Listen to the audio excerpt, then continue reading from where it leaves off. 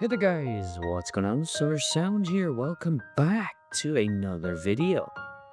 Today we are playing a game called Nostalgia Train, a visual novel walking simulator game which I picked up on the PlayStation Store on sale during the Christmas sale. So yeah, we're gonna do a new game, and yeah, without further ado, let's get straight in. If you guys are new, make sure you hit that subscribe button, ring that little bell, give this video a like, and leave a little comment. Let me know where you're from, and have you played this before? But please, no spoilers. Alright, let's get straight into this one. I'm floating within an eternal wrapping of darkness. This world of obsidian black is as heavy as the ocean depth, burdened with a clinging viscosity. It presses down relentlessly, a freezing cold trying to crush my skin, my fingers, the inside of my eyes, my everything. And yet, still I must reach up towards the heavens. I must escape from this prison into which I have been cast. But how?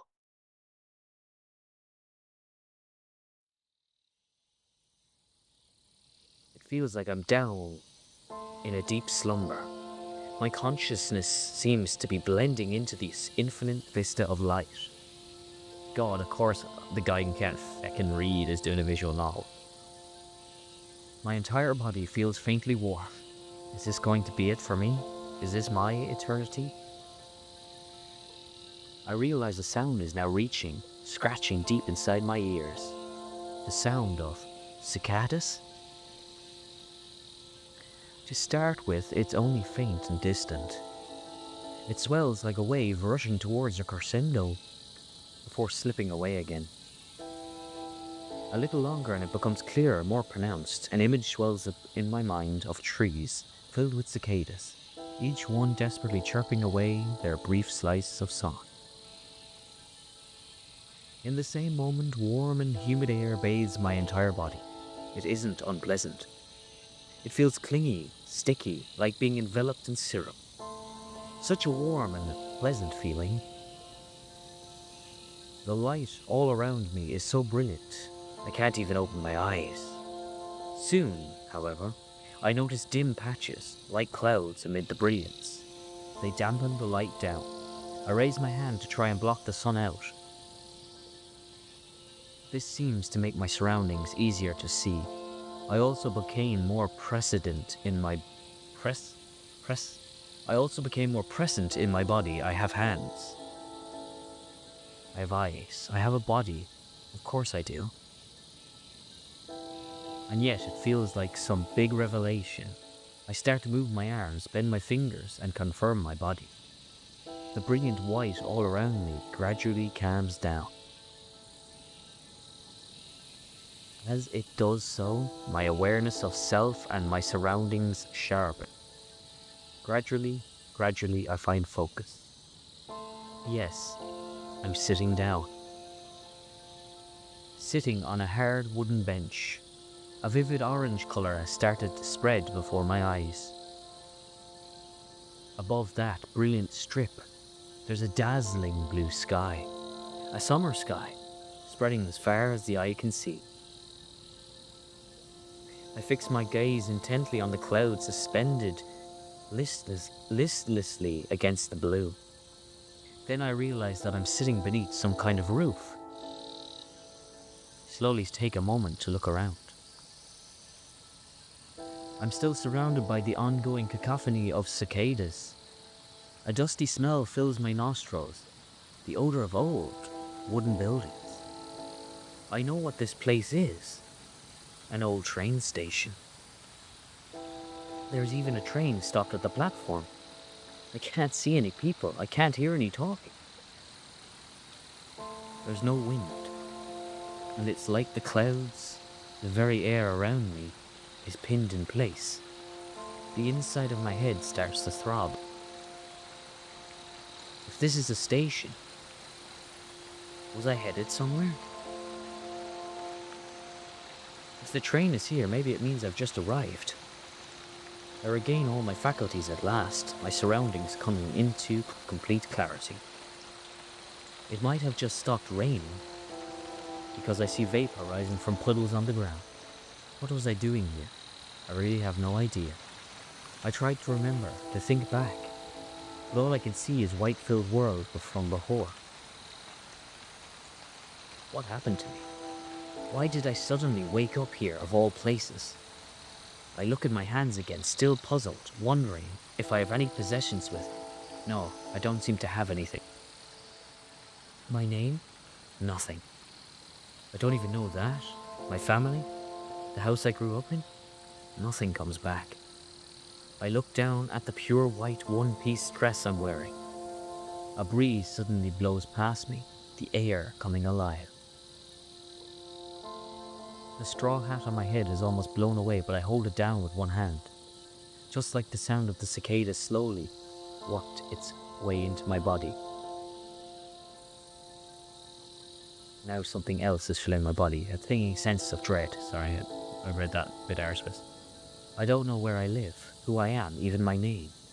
What should I do now? There has to be something. I woke up here, which means I must know this place. I need to look around and try and find a clue, a hint, a fragment of anything that jogs me in memory. If I find people, if I talk to them, I'm sure to find someone who knows me.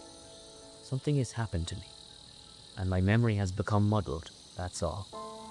I'll start by taking a look around the station. Having made that decision, I slowly stand up. Okay, here we go. Whoa. Press R2 and the next place you can search will glow. Take a look around the station, press Y to change options. Okay. Ooh. Okay. Oh. Oh. What is this? I don't have any recollection of the station name. Natsugiri. Why did I wake up here? What made me pass out? This is Natsugiri. You've got... whatever this is. A small staff room, or a small station. It looks like someone was working here recently, but I can't see anyone now. Trains probably only depart infrequently from such a small station. When the staff are on a break, maybe they all go away somewhere? Interesting. Right, there's an umbrella here. Is this mine? Okay, we got a bathroom. There's a public restroom here. No one appears to be using it, and I don't need it either. Can I still go in? Oh, invisible wall. Okay. How far do these tracks lead? I wonder.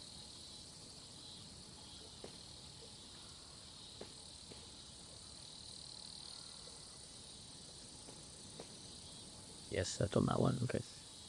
Okay, so they glow blue. Oh, you can crouch. Can I go in the train, maybe? Okay. The train doors are wide open, but there's no sign of the driver, conductor, or any passengers. The train is completely quiet, a slumbering metal giant. Maybe it'll get underway soon. I don't think there's anything more for me inside the station. I'll try heading out into town. Then I have a good idea. Stations always have a notice board right outside of them. That should have a map and tourist information. There might be something there to trigger my memory. I decide to head outside and take a look. Cool. Right, let's head out here. What's that sign say? I haven't a clue. I can't read Japanese. Yeah, the reason why I'm playing this is because I have a slight, not really obsession. I really want to go to Japan, and I think I might go to Japan this year. I just need to be able to afford it. I really want to go. I really want to see it. I just want to go. I have a love for Studio Ghibli movies. I have a love for Japanese culture and everything to do with it. It's notice board we're looking for, isn't it? That could... no, that's a shrine, is it? Or is it? Yeah, it's a shrine. Got a sign there. Ah, here's the notice board. Welcome to Natsugiri Town. Natsugiri, sorry. There's a brief description of the town and a map here. A quiet mountain stream, soothing beach, historical shrine, and a spread of nostalgic countryside scenery. There's some more stuff about old mysterious legends, but overall it seems like a pretty unremarkable countryside town. Is this really where I'm from? I hope I can meet someone I know. I look around and see no signs of any cars or people. Ah, I turn around and notice something promising. There's a shabby old bookstore across the road, and the door appears to be open. There might be someone inside. I should go over and take a look. Okay. Is there any way to stop that from... No, there's no pause button, okay. Sorry if it's a bit jarring. It's very jarring for me as well. There doesn't seem to be any settings. Look, it's an ape. Well, that's what they call them in Italy. Oh, wow. Wait, which is the bookstore? This one, I guess?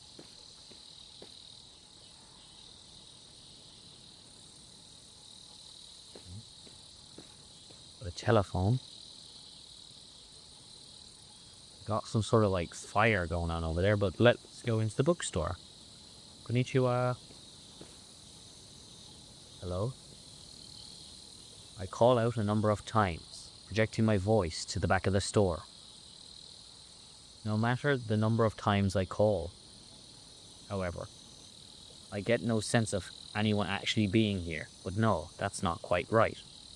The old books are piled up haphazardly on the shelves and in cardboard boxes. The slightest tremble could set off an avalanche of paper. The fan isn't turned on, but there's not much dust. There's a hand towel the owner was probably using, and the calendar has been ripped off recently. It's like someone might appear at any moment, like they could already be standing here. But I still don't hear any voices. It's like everyone has just evaporated into thin air. The only sound ringing out now is my footsteps, a fact that only makes me feel even more alone. I narrow my eyes to take in the interior and strain my ears to hear.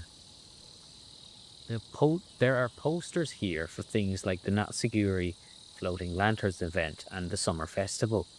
Maybe all the town folk are off getting ready for that. That thought helps me calm down a little. The book catches my eye and I flip through the pages.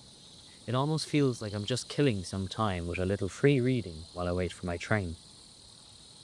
I almost expect the old bookstore owner to nonchalantly show up, grumbling about this not being a library. And then more passengers for the train would appear too, and this coincidental moment of abnormal silence would shatter into safety. I can make it through this, I'm sure. I can beat back the anxiety growing inside me. I take a moment to keep the tears from spilling from my eyes, and I look over the titles of the books and magazines. One magazine catches my eye, with a feature article called Spirited Away in Natsugiri. Ah, so this is like Spirited Away, needed. Here's the poster.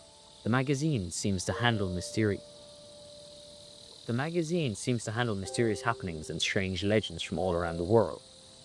There were some pretty bizarre articles, including about water goblins in Europe and incantations to change a person's fate. The pages are all yellow and look ready to fall apart. Someone must have picked it up because of the article about their hometown, eventually leading it to this graveyard for print. I use the contents page to find the article on Natsugiri and start to read. At a glance, Natsugiri seems like any normal countryside town, but dig a little deeper to find persistent legends of people suddenly vanishing. While researching this article, we talked with the former principal of Natsugiri Elementary School, who wishes to remain anonymous, but is also a local historian who has tracked these legends himself.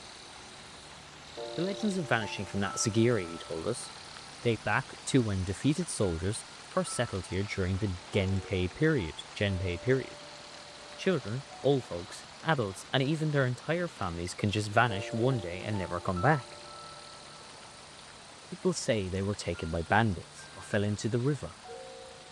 But what they really whisper about, what they really think, is that the mysterious powers present in this place are to blame.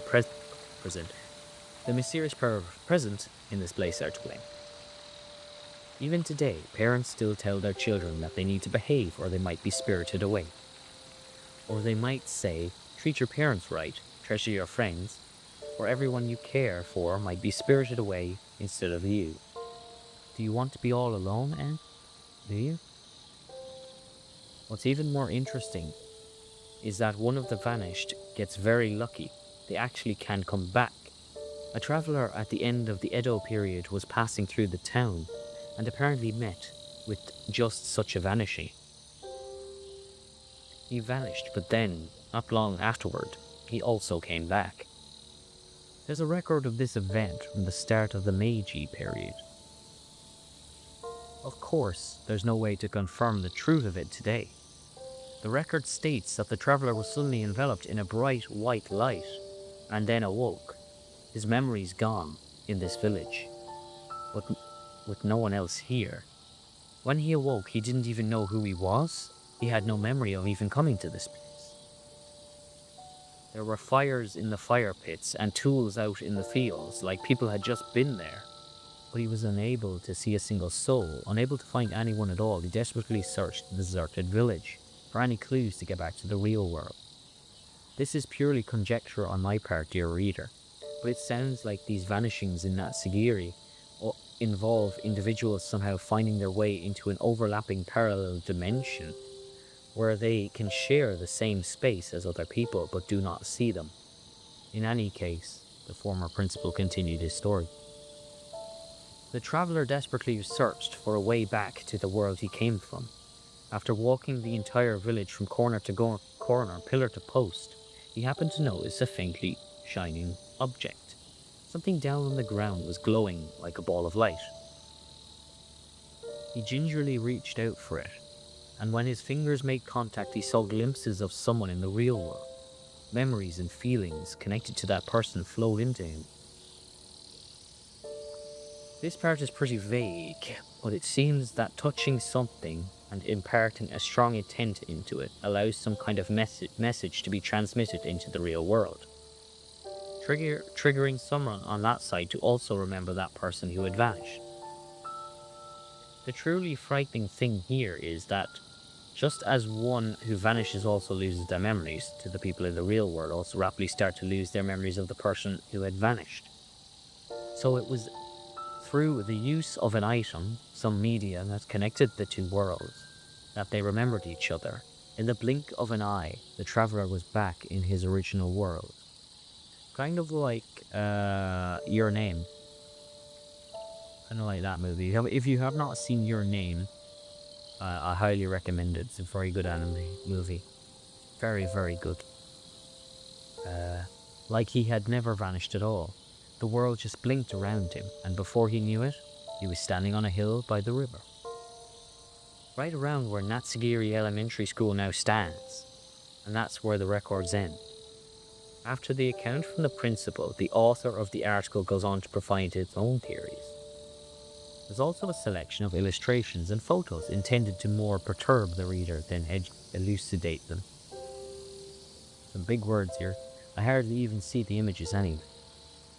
Surrounded in a white light, not even knowing where you are. A chill cascades down my entire body.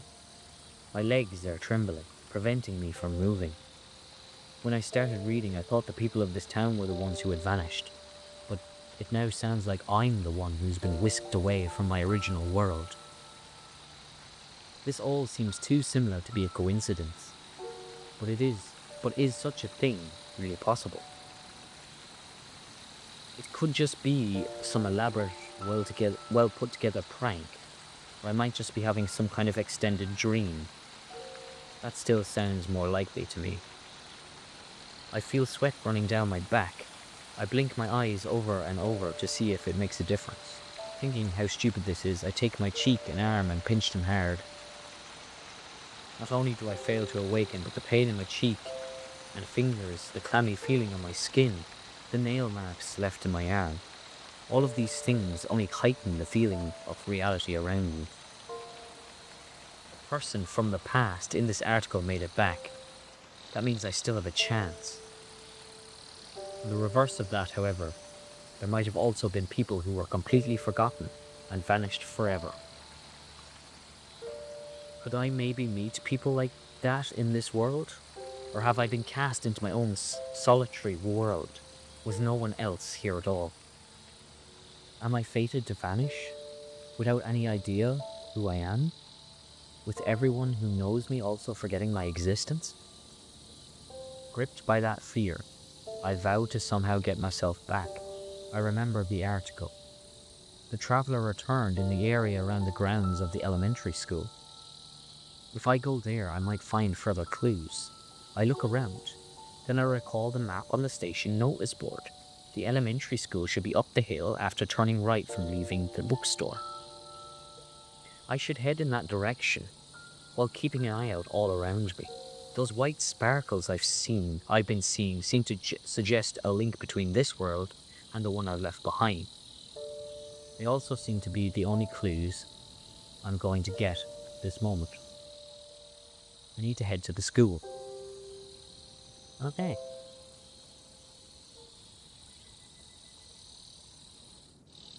So out here, turn to the right. Oh look, we've got lots more things. Lots more things. Oh, we'll go over here to the train station. Not Sugiuri.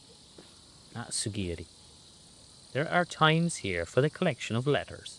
If I waited until one of them, would a postman arrive? That is a good shout. Let's head over here. There was one over here somewhere. Yeah, the ice chest. It looks like a confectioner. I should be hearing giggles of excited children, coming with a handful of pocket money to buy some sugar. That thought only makes me feel even more alone and dejected. Oh no. What's this? This looks like an interesting one. There's no one in the police box either. Maybe they are just out on patrol.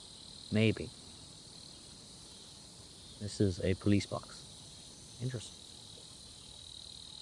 So he said, go out, turn right once you leave the bookshop. Well, look, we can go there. There's nothing. Oh, there's a Tory gate. No, that's not a Tory gate, sorry. There's nothing in this direction. Okay. Is there anything in this direction? There's nothing in this direction. There is a free play mode as well, by the way, if you guys didn't catch that at the start of the main menu. It looks like a general store. In a small town like this, this one outlet probably tries to stock a bit of everything. There still isn't anyone else around. Okay. There was this one. There's a fishing net.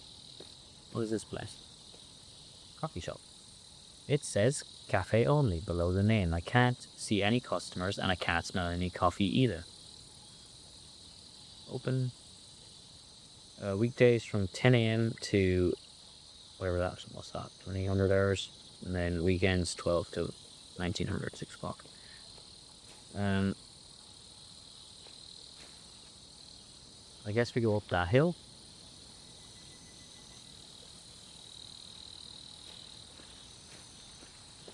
Sure. Oh, you can sprint. Oh, look at that. Wait, what's this? Just a fire burning. Someone's burning their leftover crock. Look at the top. Can we go on the top? No. Yeah. There's a Tory gate. Either had to be a Tory gate something. Another notice board. Okay, let's see what this notice board has to say now. It says that this shrine was built during the Kamakura period. The people who moved to this area during the time experienced various disasters and strange phenomena, and created this shrine in order to quell the powers responsible. Can I go up to the shrine? Oh, okay. Maybe later. We will probably come back and do the free mode as well. Oops, I didn't mean to crouch. I pressed the wrong button. This is the elementary school. Oh, this is the elementary school. I can see a light from the direction of the school itself. I should head toward it. Yep, okay. Very atmospheric. Can we go in? No. Oops, I keep crouching down. Is this not the school? Or do I head out here? Oh, I didn't even see this. Oh, it's so peaceful. I reach out for a life preserver, half buried, half hidden in the school grass. Maybe a child playing down on the riverbed forgot to take it home. It's semi-deflated and would normally be easily overlooked. But it's also growing with a mysterious light, and I sense instinctually that it has some connection with the real world. My fingers touch it. The instant they do so, a wave of white light washes over my entire body. Everything instantly turns completely white. I hear people talking, distant, their voices warped. Is this the other world I'm seeing? A scene from the real world? It doesn't feel real to me, though. My body isn't there. I reach out with my arms, but there's no reaction. The scenery, smells, sounds, and memories of people, everything is flowing into me from the life preserver in my hand. The sound of river is rushing loudly. Just a moment ago, the river was flowing peacefully alongside the school grounds. Now the water changes to a mud-mixed brown and sweeps by in a viscous torrent. The air is thick with the smell of moisture. The sky is covered with rolling black clouds. There's almost no rain actually falling, but the ground is a little more than a mudslide. It seems heavy rains cause the river to rapidly rise. Help. I hear the cry, so faint, almost completely drowned out by the churning of water. Upriver, close to the base of the falls, I see a small black head bobbing up and down amid the writhing brown torrent. The child can't have long left, being swept along at incredible speed. In the next instant, right at my side, I hear small footfalls, desperately splashing toward me through the mud. A boy who happened to be in the school grounds has noticed the imminent tragedy and comes running over. He fixes his eyes on the drowning child. But for a few moments more, the second child still does nothing, seemingly frozen in place.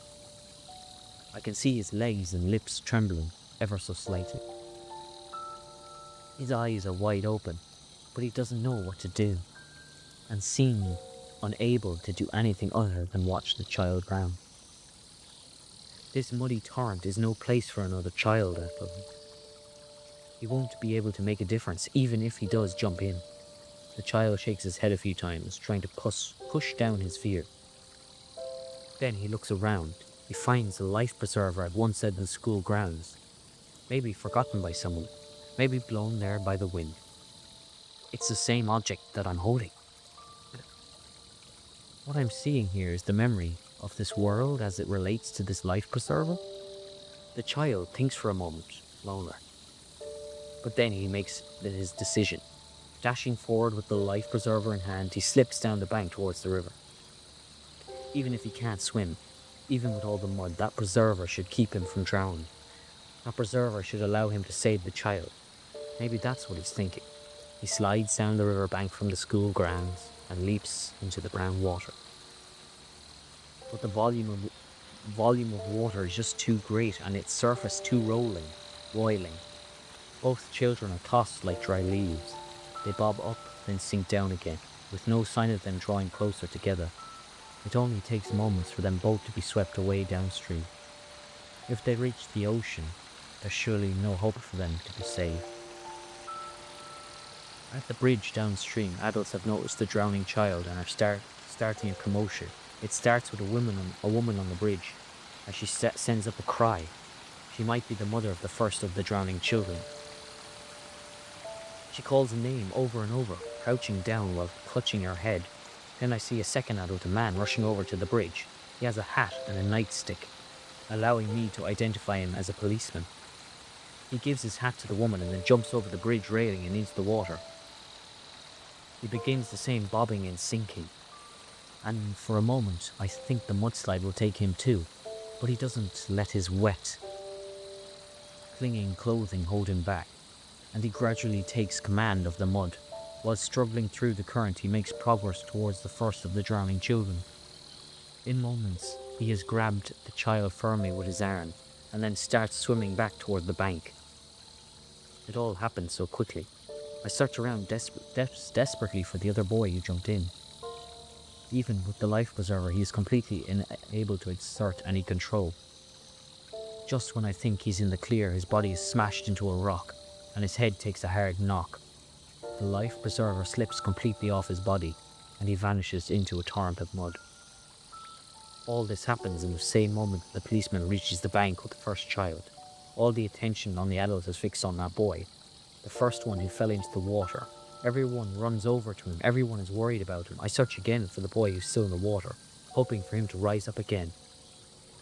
But now he's well past the location of the policeman. His looks more nothing like scrap tattered clothing far away in the mud he has washed out to sea, without anyone noticing. The memories that follow these events also flow into the nightfall. Without anyone realizing, the second boy jumped into the river, and without realizing, he failed in the attempt. The villagers are caught up taking the first child to the hospital and shoring up the damage to the roads caused by the lance. It takes more than half a day for the adults to realize another child is missing. The full-scale search only begins after darkness falls, the clouds clearing and a cold moon shining down. Time continues its resolute, regulated march, with no signs of the boy. No one saw him drown, after all. The morning light beautifully illuminates the village, and the people start to murmur about another vanishing. When his cold body is finally discovered washed up on the beach. Oh, that's too much. My eyes burn with sadness. I squeeze my eyelids tightly and then look up. I find myself looking at the same quiet river that was originally here. I'm back in my empty, private world. Everything I just saw was a memory of the real world, transmitted through the life preserver. I can't see anyone in this world I wandered into, but I can witness scenes from my original world by contact with objects strongly tied to the memories of that place. I look intently at the life preserver in my hand.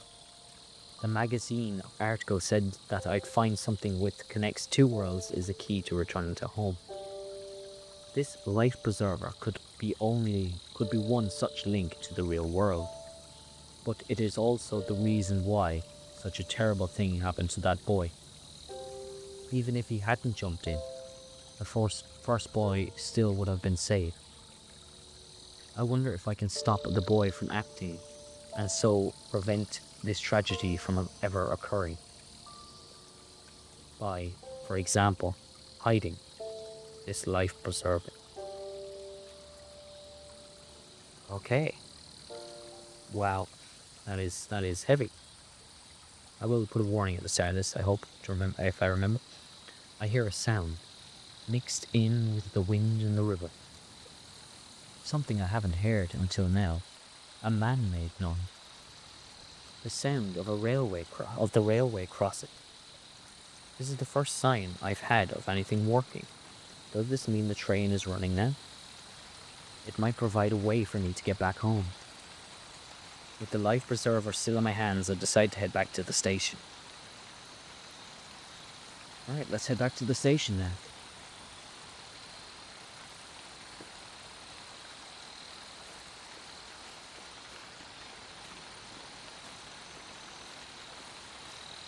Nothing else here.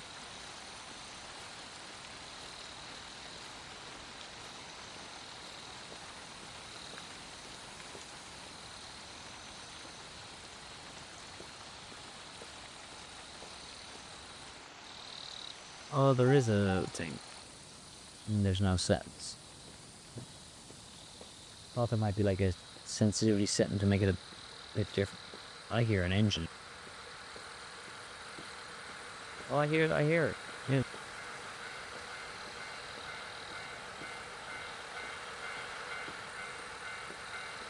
Nothing else has changed. I had hoped someone might be here, that I might have returned to my own world, but the place is as deserted as before. There's still no sign of staff, and no people waiting for the train, but the crossing continues to chime, and the doors to the train stand open. They seem to be inviting me inside, ready to depart at any moment. Okay, let's get in the train, I guess.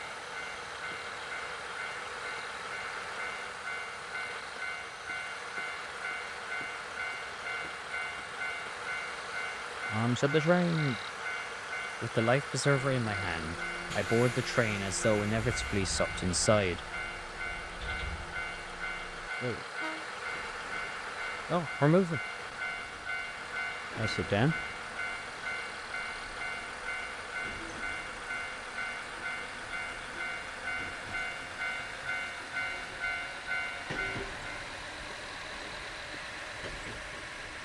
Oh wow. Look, there's like a shrine.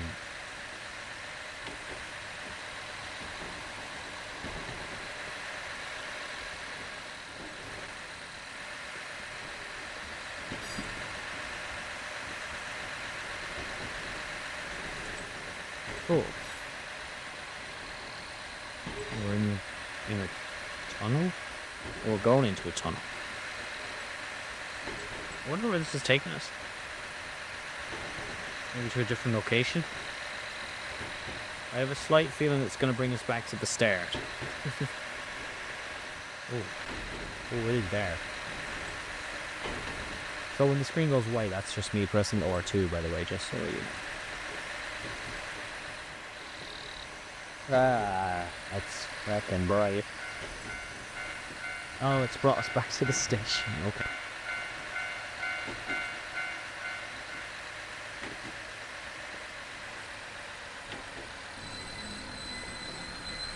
Are you interested?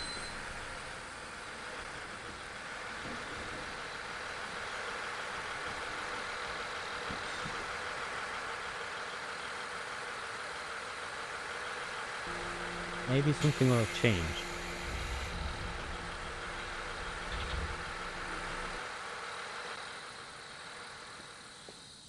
I wonder what kind of strange development this is. Without anyone else showing their face, the train started up like magic, and then returned to the same station which it departed. There still isn't anyone here. I hear the waves in the distance, the unchanging chorus of the cicadas. I suddenly feel pain in my fingers. I'm gripping the life preserver so hard that my hands feel cold, the joints in my fingers highlighted white. I look around. Everything is still so quiet, but something I can't exactly explain. Something about the air of the place. It also feels very different. Is this the same world as before? It almost feels like the train has taken me to a new one, seemingly identical to the last one, but also different in some vital way.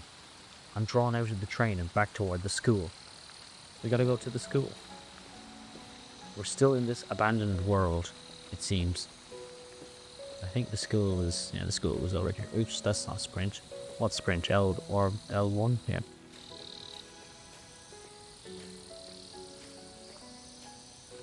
What's that sign say? I'd love to be able to read Japanese.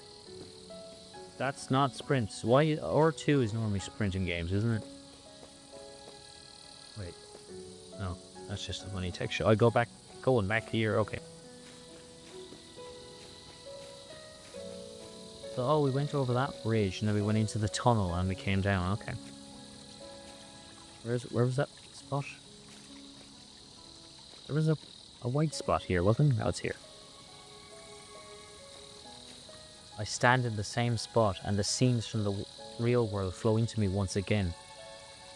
The river becomes a roiling torrent of mud once again.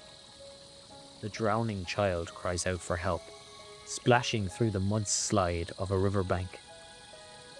The second child arrives and hesitates, unsure what to do. Everything is the same as my first time experiencing this. He quickly collects himself and starts looking around, looking for anything he could use, something like a life preserver. But this time, he doesn't find it. Taking it on the train with me has made it vanish. The sound of the boy in the river shouting "help me" reaches the ears of the boy on the bank. There's clearly a violent struggle inside his small body, as to whether he should just throw himself in anyway, even if it means almost certain death. But without the life preserver to bolster his courage, the boy is unable to do anything. His body is too small to hope he can survive that torrent. He covers his ears with both hands and crouches down on the spot, closing his eyes tightly and looking downward. It is almost as if, faced with this world in which a child is drowning in front of his eyes, he wishes to be able to vanish from it, escape from his inability to do anything. A moment later, however, the adults downriver take up the same shouting, a child is drowning. Things after that play out same as before. The policeman throws off his jacket, jumps in without a second thought, and brings the drowning child to the bank. I breathe a sigh of relief. It looks like no one got hurt this time. I press my hand to my chest. Then I look at the second boy. His heart is about to be crushed as he desperately tries to escape from this world. You've been saved too, I want to tell him. You and the drowning boy, both of you. There's nothing for you to worry about now.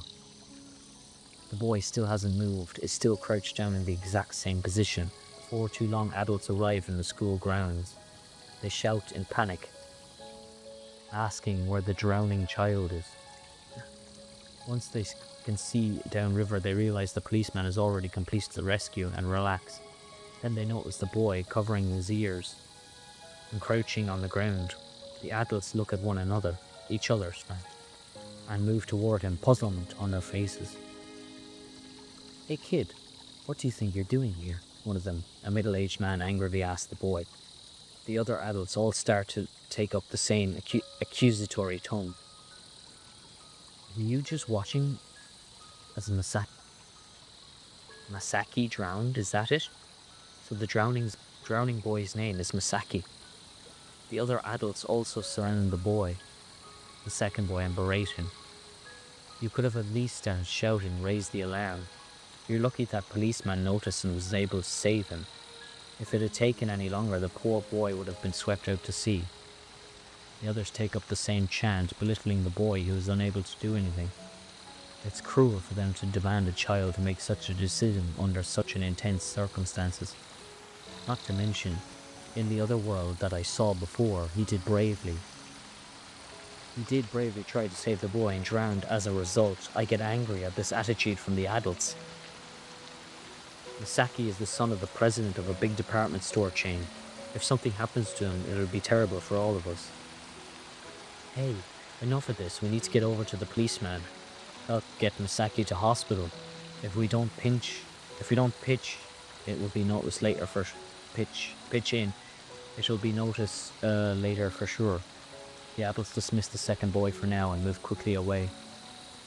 It seems the boy in the river is something of a big deal around here. Even so, the attitude of those adults is terrible, giving no thought to the boy at all.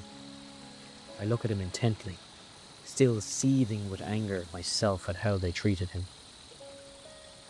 He still has his ears covered for his part, looking downward. I can't tell if he's crying impotent tears or still just squeezing his eyes shut and hoping to escape from this world.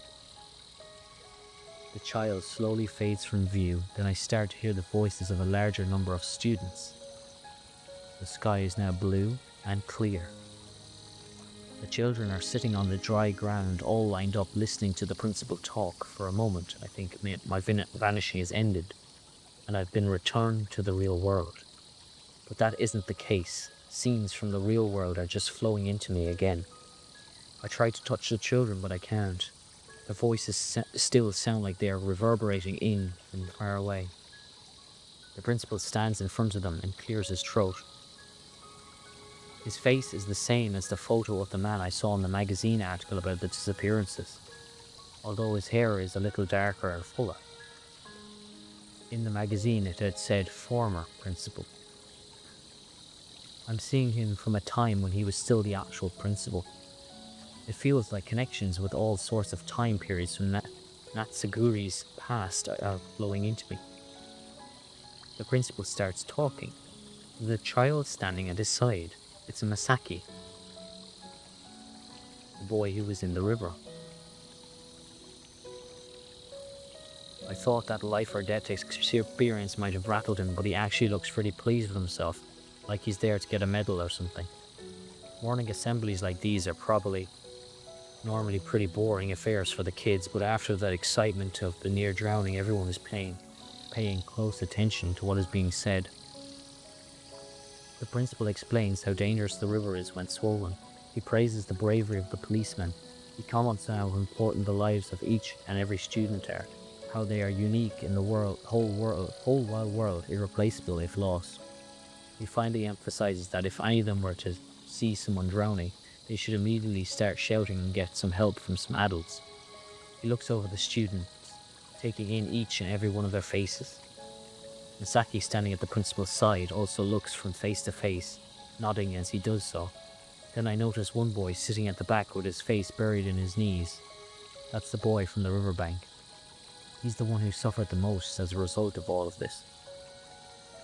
The morning assembly ends and there's a short break before lessons. Everyone runs over to surround Masaki and starts asking questions. Was it terribly frightening? Did his parents cry?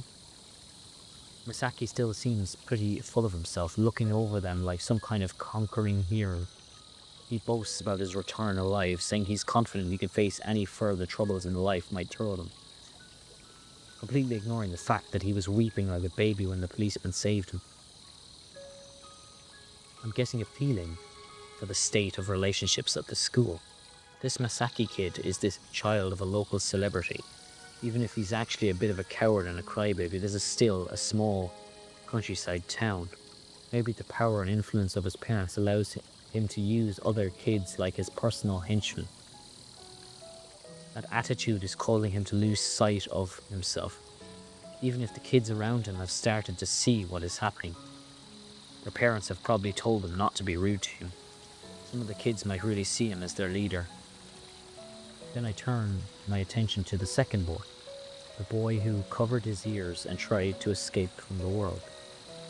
The other students are still all milling around Masaki, saying how incredible it is that he survived that muddy torrent, and how there was at least one coward who watched the whole thing without calling for help, throwing some shade on the second boy in a roundabout way. The boy in question stands up, saying nothing to anyone, and walks over to the far side of the grounds, as though he can't hear any of the chatter around him. He has to be pretending, of course. Then he stands at the spot where he saw Masaki in the river. The life preserver is there, returned by me. He looks at it with an odd expression, then suddenly grabs it with both hands and picks it up. Perhaps the powerful feeling that he can't express in words is rising up inside him. Or perhaps images from an unseen other world. He gives a shout and throws the life preserver into the river. A few people nearby look around, but most of them are heading unaware back into the school. The life preserver is caught by the wind and doesn't even reach the river, rolling and tumbling away across the riverbed. There are tears pouring from the eyes of the boy. One kind-looking girl notices him and moves over, but he quickly drives her off. Every part of his body, every mannerism shouts, "Leave me alone." At this point, the memories of the real world fade away again, and I'm left in the empty Natsukiri again. I look down at the life preserver, dirty, half buried on the riverbed. I wait for a while, but there are no new scenes or visions come to me. I want to pick up the life preserver again and think about everything that I've seen and everything that's happened to me. I need to get down to the riverbed. Okay. Down this way? Yeah, okay. I thought maybe it was the other side of the river.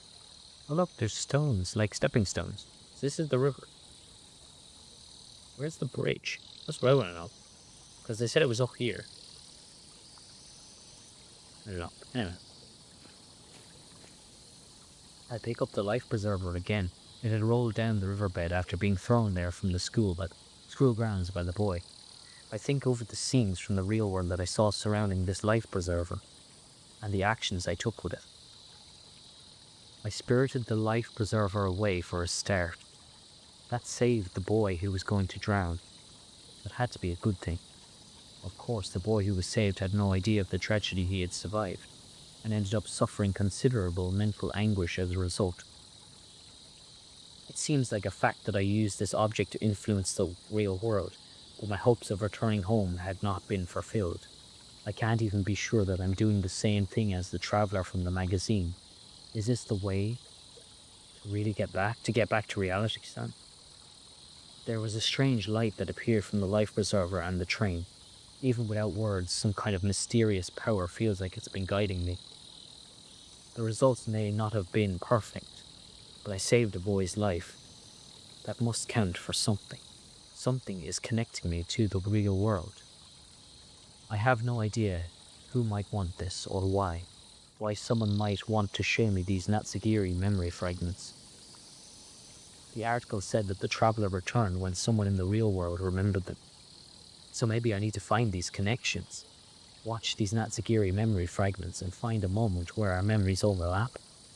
It seems a little vague, but attempting it also feels like my only choice. Then I sense another light off in the distance. Something is shining on the other side of the river. Maybe the next item will be the one to connect my memories with all those from home. With hope in my heart, I head out again. I reflect that sometimes it might be worse to be forgotten than to forget something yourself, especially if the entire world is the one doing the forgetting.